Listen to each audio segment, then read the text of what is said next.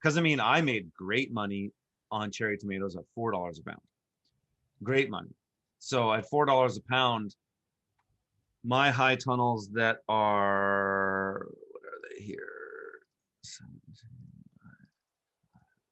So a 900 square foot high tunnel, I can get, call it $2,000 a year.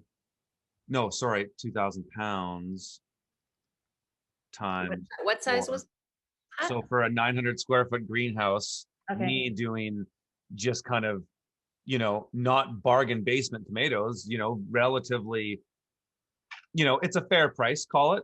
So Yeah. we can make $8,000 on a 900 square foot greenhouse. Okay. So, you get into a larger greenhouse. I mean, those are relatively small. A proper tomato greenhouse should be at least a 30 or a 36 by 100. You can even, there's a distributor in BC here that does a 40-foot wide tunnel. But so, you can do call it 36 by, so a 3,600 square foot. So if we can make 900, just crunching some numbers here. Whoops. Yeah. So if we did 8,000 divided by 900 is 888 per square foot. So if we can do that times say 3,000, yeah, you can make 26 grand per 30 by 100 foot high tunnel per year. And those are approximate numbers, right? Like the devil's really Yeah. in the details, but Yeah. like um that's pretty good. And that would be on a greenhouse that doesn't really have any bells and whistles, because like we pulled um I've always done it that way. Like I don't even do my tomatoes like Jean-Martin Fortier, where he's got air tubes in there, he's got a fancy furnace and all. I don't do any of that. I just do straight up unheated high tunnel greenhouses, and we make that kind of money. So you can Okay. pretty much double that number if you were to push that season. So if you looked at a production season of say first picking in May through, and then last picking say late November, so you've got December, January, February, March, April, you got 5 months off. You could do about 50 grand on a 3,000 square foot high tunnel.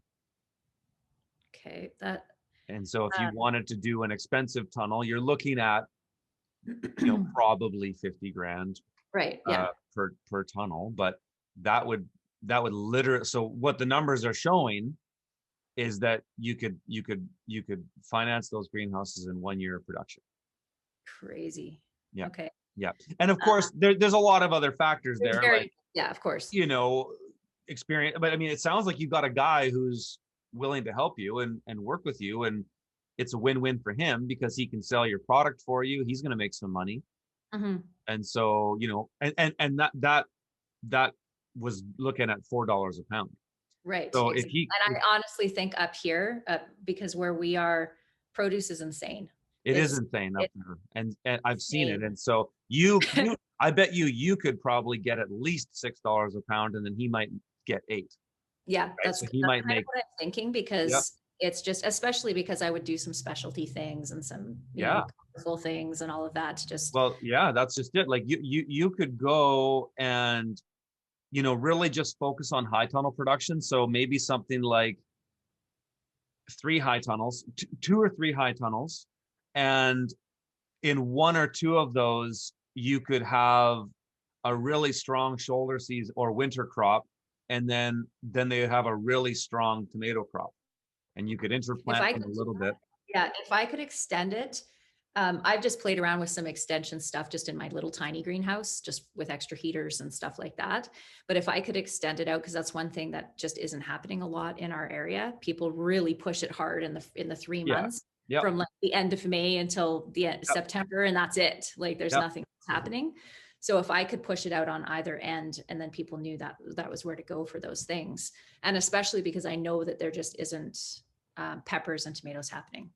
Absolutely. Just not happening in our area. So maybe Yeah. that would be, and I love growing me some tomatoes. Oh So yeah. Oh I yeah. have, They're I have the heart for it. I love doing it, and I have some experience doing it. So Yeah, and then you could, you know, a model here is really focusing on those two summer crops, you know, like a bunch of different varieties, of course, you know, but your peppers and tomatoes is like really strong kind of mid-spring to late fall crop, yeah, and then doing a really strong winter greens crop, because you could start with transplants, a shitload of lettuce, spinach, arugula, baby kale, and then you could have those started in transplants, and then your tomatoes that you can really start to kind of pull them out. You know what you can actually do too is you can pull out everything and write and hang, like the old school way is they